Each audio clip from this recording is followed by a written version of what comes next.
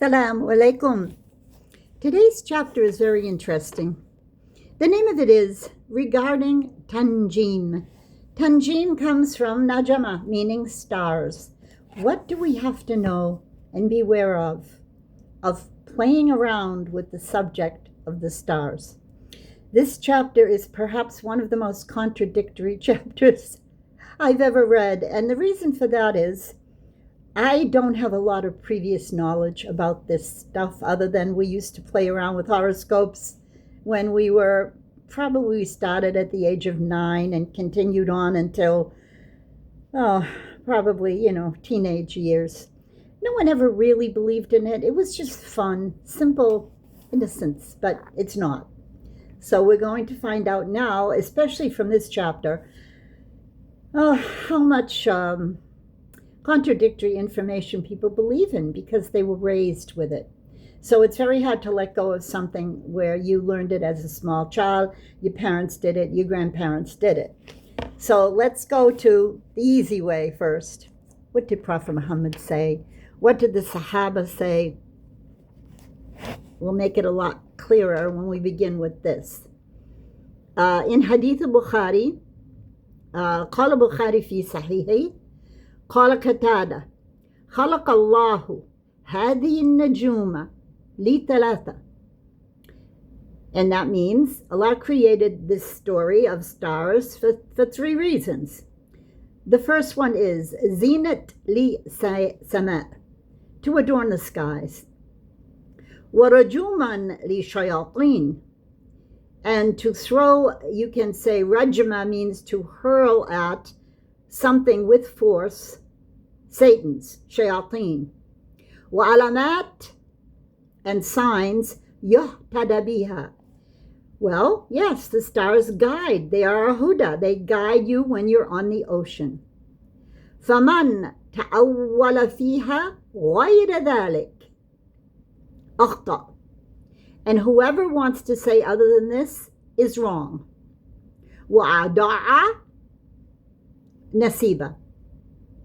So, you're losing yourself. You're not going to gain anything if you want to cross over to more suppositions other than what we just mentioned. Wa takallafa ma la ilma lahu bi. And he's wasting his time because he doesn't know anything about this. So, that's the first. We have more. Also, وكره القتادة تعلم منازل القمر. Qatada, the person who narrated this, hated learning stages of the moon. Now, you know that the stages of the moon is very much part of this. It's not just stars. Moon phases are, I once had a neighbor in Abu Dhabi. She was German, half Russian. And she was so into this. Oh, she had the charts, and she would try to read my charts, and I would say, look, I don't want to call you a witch, but no, I didn't. But I said, we don't accept any of this. Oh, but I'll read you no, stop right here. Not interested. And she was such a nice woman, so helpful, married to an Iraqi Muslim. She wasn't a Muslim, but she was a very well-behaved Muslim with a beautiful little boy. And she was my neighbor for a year, but she gave too much of herself to this nonsense. And her husband didn't stop her, which I felt was strange.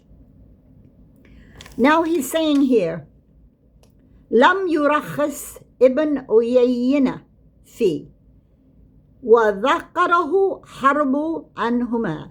So he's naming some of the Sahaba. I don't know if they're Tabi'in or Sahaba, but I'm recognizing the names. He said, رخص في تعلم المنازل أحمد وإسحاق. So these two, Ahmed and Ishaq, allowed it. رخص. One, Abi Musa قال رسول الله قال رسول Allah. Yes, that's all. This light. Wait a minute. Hold on. Is that better? Is that worse? Is that better? Is that better? It's all no good. Okay, is it my eyes that are failing me? Yes, it is. Okay. قال رسول الله ثلاثة لا يدخلون الجنة. Prophet Muhammad said these three are not going to enter paradise. مدمن الخمر, the addict, addicted to intoxicants. Remember, khamar does not just mean wine. Khamar comes from yakhmaru shay, the verb, cover over. So anything that covers over your conscious mind is khamar. It can be alcohol, it can be drugs, it can be pills, whatever. So the person who's addicted to that will never go to the paradise. Next, qati'ur rahm, the person who breaks family ties. Very serious. وَمُصَدِّقٌ بِالسِّحْرِ. Could this be any plainer? The person who believes in magic. These are the words of Prophet Muhammad. And Abi Musa. Oh no, if you say that in Egypt, they're going to treat you almost like you're a criminal because they believe it so much. And this was narrated, Rawahu Ahmad wa Ibn Hibban fi Sahihi. Okay, so, Akhruj Ahmad. What more do you want other than that? Well, there's more. I'm going to give you the best first, and then we'll go back to the meanings, etc., etc. Or is there more? Well, there's not more. So let's go back to the beginning of the chapter, where it might add to confusion, but that's okay. It's my job to give you what I have, and then Allah will guide your heart, but absolutely no. This whole astrology, remember, there's a difference between astrology and astronomy. Astronomy is a scientific study which has a lot of benefit, done by experts, professionals, who know about all those things up there in the sky. Astrology is studying this to know your future and which path to take, who you will marry, who's put a curse on you, all of the nonsense. That's astrology. So let's go back here now. The very beginning says, At-tanjim, mastar najama bitashdid al-jim. What is it? Ay, ta'alam al-ilm al-najum, learning the science of the stars. Aw, i'taqadu ta'thir al-najum, or believing that the stars will affect you. Wa ilm al-najum bi yanqasam ila qismain. He's saying you can put this into two categories. First, ilm al-ta'thir, meaning studying how you're affected by it. And number two, ilm al-taysir, studying how it works in general, mechanics of it. فالأول علم التأثير. هذا ينقسم إلى 3 أقسام. He likes to divide things. So now he's saying we have 3 categories of this. أن يعتقد أن هذه نجوم مؤثرة فاعله. You believe that the najum affect you. بمعنى أنها هي التي تخلق الحوادث والشرور. You actually believe that these stars are created to have events happen, and of course we don't believe in that. فهذا الشرك الأكبر. This is a great shirk to believe that. لأن من عدا أن مع الله خالقا. So you're calling upon other than Allah if you believe in this. فهو مشرك شركا أكبر. فهذه جمل المخلوق المسخرة خالقا مسخرا. You're saying that someone مسخرة خالق المسخرا.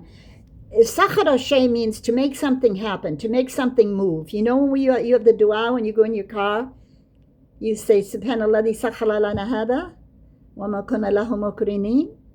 I hope you say that dua when you start up your engine. Sakhara, you make something move or proceed. So that's a big shirk, and don't get caught up in that. Okay, that was Aleph. Now we have Ba. أن يجعلها سببا يدعى به علم الغيب, that you make these stars a reason for you to know the unseen. فيستدل بحركاته وتنقلاتها, that you watch how they move, وتغييراتها, and how they change, على أنه سيكون كذا وكذا, so that you can determine whether it ought to be something like this or that. It's usually regarding what you're going to do. And you look at the stars and you read the stars. That's what they call it. You read the stars. لأن النجم فلاني صار كذا وكذا. So you have personages attached to these stars. So it says نجم فلاني, so-and-so's star, صار كذا وكذا, moving towards whatever they have it assigned to. They have stories about all of this. And they go into history as well. Do you know now they believe that all the presidents in the world are stargazers, and they make up what they're going to do with their astrologers accordingly. Well, I wouldn't be surprised if that's true, because everything is so chaotic now. But not with Allah. Nothing is chaos, you see. We determine it's chaos, but it is not. Allah is in total control, and He knows what you do, and He sees you, and He hears you. Don't forget that part. That is the biggest part that makes all of this almost irrelevant, but we have to study it just because he says mithalan, just because. Why? Just knowledge is a good thing. And you know, the waqaya, khayr min al-ilaj, the Arabs say that to know something and be aware of it is better than to have to cure it, because then you're going to have more problems. So al-waqaya means watch out for this. That's waqaya, okay? Khayr min, better than. Al-ilaj, ilaj means the cure. مثلا أن يقولوا هذا الإنسان ستكون حياته شقاء. Like you would say something like, oh, that person, his life is going to be difficult. لأنه ولد في نجم فلاني, because he was born under this star. وهذا حياته ستكون سعيدة. This person is going to have a happy life. لأنه ولد في نجم فلاني. So he was born under the sign of this star. فهذا اتخذوا تعلم النجوم وسيلة لا داعي. There's nothing to this. وسيلة لإدعاء علم الغيب. You're using this in order that you can read into the future علم الغيب, the unseen. ودعوى علم الغيب كفر مخرج عن الملة. Doing this will make you a kafir. You're out of Islam. لأن الله يقول قل لا يعلم من في السماوات والأرض الغيب إلا الله. In Surah An-Naml, Allah says, say, قل, nobody knows what is ever in the earth and skies except Allah. So if you want to write that down, that's a good proof. Surah An-Naml, verse 65, وهذا من أقوى أنواع الخسر. This is one of the worst ways that you're going to proceed in your life. أقوى أنواع. Is that خسر or خسر? خسر. They're saying it's a very powerful tool. لأنه بنفي والأثبات. Because it's including in its concept something that can negate and something that can solidify. فإذا أدعى أحد على العلم الغيب فقد كذب بالقرآن. So, if you do it, you're giving a lie to the Quran. Now, after Aleph, after Bet comes Jim. أن يعتقدها سببا لحدوث الخير والشر. That you're causing this star formation, good and evil happen because of this star formation. أي أنه إذا وقع شيء نسبة إلى النجوم, so if something happens good or bad because of stars, ولا ينسب إلى النجوم شيئا إلا بعد وقوع, فهذا الشرك الأصغر. So he's saying that the major shirk was what we previously mentioned. The smaller shirk is if something is thought after something else, wuqua, already happened. I don't see how that could be less bad. I think if you're attributing it to stars, it's all bad. But then again, here is a hadith. فإنه قيل ينتقد هذا بما ثبت على النبي. And they're saying that this is what Prophet Muhammad said, sallallahu alaihi wasallam, في قوله في كسوف, and he's talking about the eclipse. إن الشمس والقمر آيتين من آيات الله يخوف الله بها عباده. So he's saying that the sun and the moon are from Allah's signs to his servants.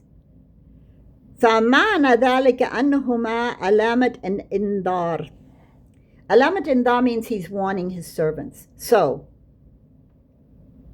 again, Shamsu wal Qamara, ayatani min ayati Ilahi, yukhawafu Allahu bihi ibadihi. And this is Bukhari Sahih, telling you that Allah uses these things as indar, to warn and to scare his servants. Next. أنه لا يسلم عن الكسوف تأثير في الحوادث والعقوبات من الجد والقهر. He's not saying that these things that happen are absolutely والهروب, that's the last one, والهروب, that you can determine anything such as عقوبات من الجدب والقحط والهروب. Yeah, they used to use this for these reasons. You know, should we fight now? هروب. ولذلك قال النبي صلى الله عليه وسلم أنهما لا ينكسفان الموت أحد ولا للحياته. And this is also Bukhari. Prophet Muhammad said that you cannot read into this anything having to do with life or death. Now, this is Prophet Muhammad. Why should we even be continuing on with all of this when Prophet Muhammad has already clearly told us that this is nonsense? Stay away from it. It's shirk and it's kufr. So, shall I continue? Because to me, it's pretty clear.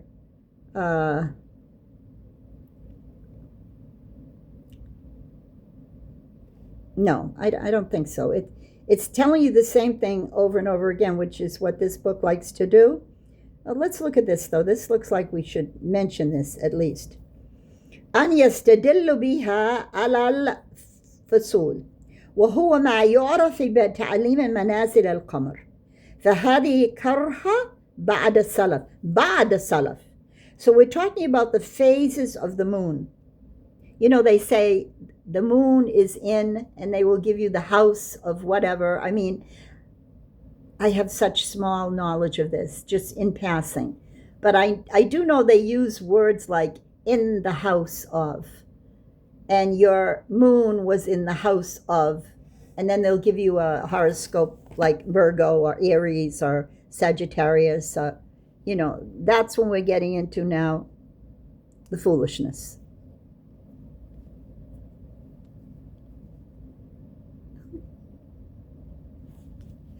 Do you really care if my white hair pops out of my scarf? Does that really bother you? I hope not, because it happens all the time.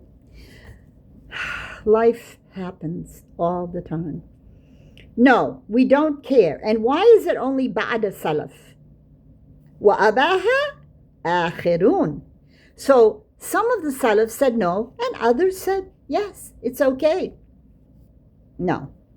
وَالَّذِينَ كَرَهُ قَالُوا, and those who hated it said, يَخْشَى إِذٍ قِيلَ تَعْلَى النَّجْمَ فَلَانِ maybe this star has come up, the one that belongs to so-and-so. فهو وقت الشتاء أو صيف. And they're saying it happened either in summer or winter. أن بعد العام يعتقد أنه هو الذي يأتي بالبرد أو بالحر أو برياح. So they're doing like weather forecasts, having to do with cold and hot and wind. فصحيح عدم الكراهة. They're saying absolutely this is not hated. عدم الكراهة. كما سيأتي إن شاء الله. As we're going to tell you, we're going to follow up with this.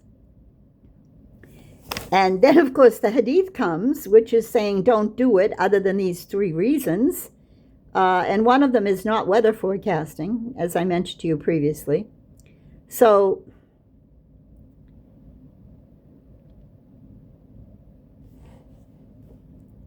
yeah, so I think this is about as far as we need to go with this now.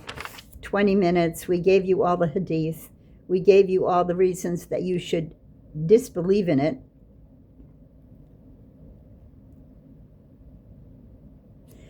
Remember I said one of the things will never go to paradise. Qatiya ar-Rahm. Ar-Rahm means al-Qaraba, your relatives. And now we'll give you the verse from Quran. أعوذ بالله من الشيطان الرجيم بسم الله الرحمن الرحيم وأولو الأرحام بعضهم أولى ببعض. Allah says that some of your relations have more rights than others. This is Surah Al-Anfal, verse 75. وَلَيْسَ كَمَا يَظُنُّ الْعَامَةُ, not as though the general populace believe, أَنَّهُمْ أَقَارِبْ الزَّوْجَيْنِ, that they are the relatives of زوجين, the husband and the wife. لأن هذه تسمية غير شرعية. That doesn't go along with the Sharia law. الشرعية في أقارب الزوجين أن يسموا أصهار. So he's saying there is a special term for those who have, for instance, if Allah is saying to you, be careful of your relatives, let's say, we'll give names, because when Allah is saying take care that you don't break off relations, if he's talking to Ahmed, that means he's talking to Ahmed about his blood. If he were to include Ahmed's wife, they would be called ashar, your in-laws. So Arabic has distinct terminology so that you will not get confused. Another verse, which is going more into this about the relatives. وَالَّذِينَ يَصِلُّونَ مَا أَمَرَ اللَّهُ بِهِ أَن يُوصَلَ.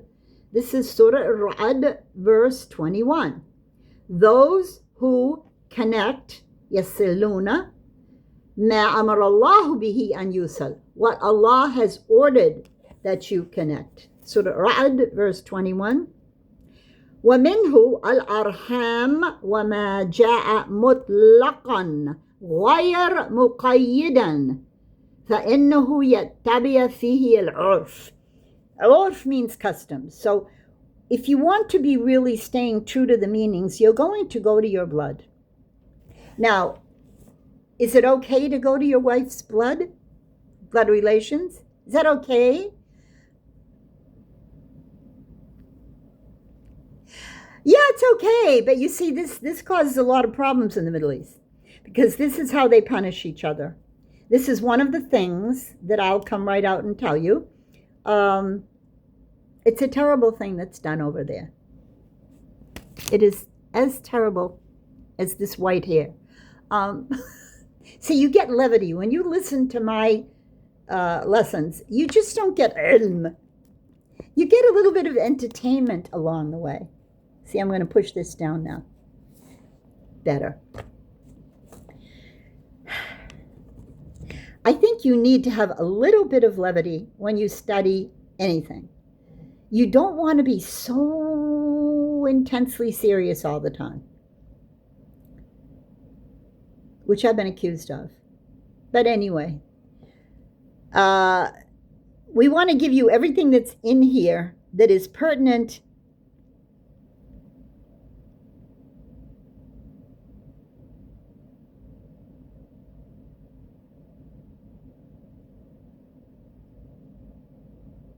So here's something interesting here. Silat Rahim, we're talking about visiting relatives again. لأن الإنسان يوصل أبعد الناس عنه إذا وصله. إنما الواصل كما قال رسول الله man, and Prophet Muhammad said, the one who's going to connect, sallallahu alayhi wasallam, man إذا قطعت رحمة وصلها. What if somebody did cut the rahmah and then wasalaha? هذا هو الذي يريد وجه الله ودار الآخرة. He is the one who wants to see Allah's face and to go to the paradise. So if you have made that mistake and you know that the one who cuts the ties of the womb will never go to paradise, if you're being a womb tie cutter, you should stop it right away and go and visit your relatives, because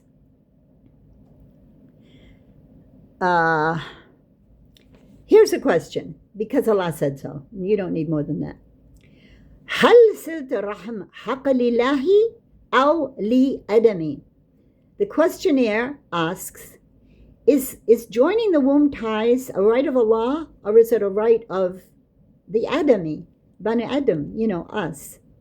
ظاهر أنها حق الآدمي. Apparently, it's the right of us. وهي حق لله باعتبار, and it is the right of Allah by the consideration that Allahu amara biha. Allah ordered it. What about the musaddiq bi-sihr? This is what we're really caring about in this chapter, right? What about the one who believes in sihr?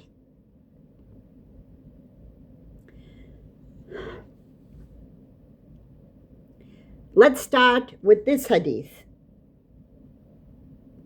تقدم في باب. Yes, well, we already know it's Bukhari. Okay. عن من اقتبس شعبة من نجوم.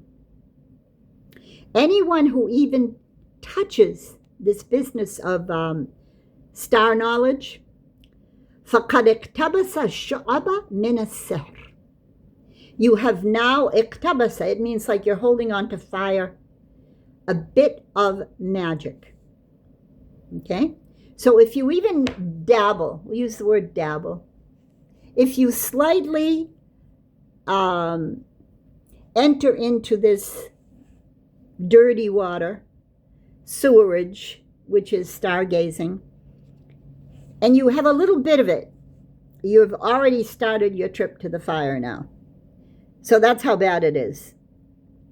Now, what about the famous, I'm glad I'm including this, and we only have 2 minutes. What about the famous verse in the Quran? أعوذ بالله من الشيطان الرجيم بسم الله الرحمن الرحيم فيتعلمون منهما ما يفرقون به بين المرء وزوجه. This famous verse refers to people who believe that because Allah says husbands and wives are separated by this. فالتصديق بأثر السحر على هذا الوجه, and they believe that this is due to magic. لا يدخله الوعيد لأنه تصديق بأمر واقع. This is not answering the question, Sheikh, because he's saying you're believing in that is because you're believing in something that has already happened, meaning the separation between husband and wife. أما من صدق بأن السحر يؤثر في قلبه. But if you're believing that magic has an effect on the heart, بحيث يجعل الخشب ذهبا, as though as you could make wood turn into gold, أو نحو ذلك, or something like that, فلا شك في دخوله في الوعيد, and the wa'id is you're not going. Here's the wa'id again. ثالث لا يدخل الجنة. So it depends on your belief in your heart. In other words, it's what I've always known to be true. trying to explain it to Egyptians when they just would much rather believe in magic. You say to them, do you believe that these events are caused by Allah? Or they're caused by somebody else or something else? If you don't attribute this cause to Allah, Allah will allow this crazy notion that so-and-so, they usually blame the mother-in-law. The poor mother-in-law gets all the blame for everything in the Middle East. Oh, she wanted to break up my marriage, so forth and so on. This is something, I can't tell you how much this is wrong. We don't have these issues in America. We don't automatically assume that our mother-in-law doesn't like us. You know why? Because we don't pay that much attention to our mother-in-law. Now, I'm not saying that American Muslims are going to solve all the issues, but yeah, they're going to solve a lot of them if they start to talk about them. I think they better leave Egypt, though, if they want to talk about them, because shall I go on about Egypt? No, I will not. They have enough problems now. Fear no man. Fear Allah alone. Obey Allah and do what He loves, and make sure that you know what He loves before you go out to do it. And Allah will be pleased with you. And you might be one of the reasons that all of this nonsense, but guess what? Allah's bringing it back again now. So all of this kind of stuff our ancestors believed in. Then they stopped believing in it because of, they were Christian, they went to the preacher man, and he would teach them basically, Trinity aside, he would teach them to fear no man and, pay attention to the religion. And even though it was Trinity, we're always going to say, push that aside now for now, because we all know that that's forbidden. But when they stopped going to church, and when they started to delve into this kind of stuff, Allah has now re-allowed them to stop believing in this stuff. That's why you're seeing everywhere you go now, fortune teller reading, card reading, palm reading, tea leaf reading. You know what I mean, right? It's coming back. Not to mention all the satanic rituals that have come back. I just want to leave you with this one, 32 minutes. I just want to leave you with this one sad happening, yesterday. Another insane killing in New York City for obviously no reason. We still don't know why. And it's getting really crazy, over the top here in America now. We're end of July 2025. But I know, because I read Quran, Allah says when you deal in riba, interest, usury, يَتَخَبَّتَ الشَّيْطَانِ مِنَ الْمَسِ. It's in the Quran. Anyone who deals in interest and loans, etc., will be touched by Satan. It's in the Quran. I blame, should I say the banksters? Should I say the Yahud? Yeah, I'll say it. I blame them. But I blame you, because you have the warning, so don't get near it. Don't go near it. Pay rent for the rest of your life. Drive an old beaten up car. But please don't take a loan with interest. Inshallah. Assalamu alaikum wa rahmatullahi wa barakatuh.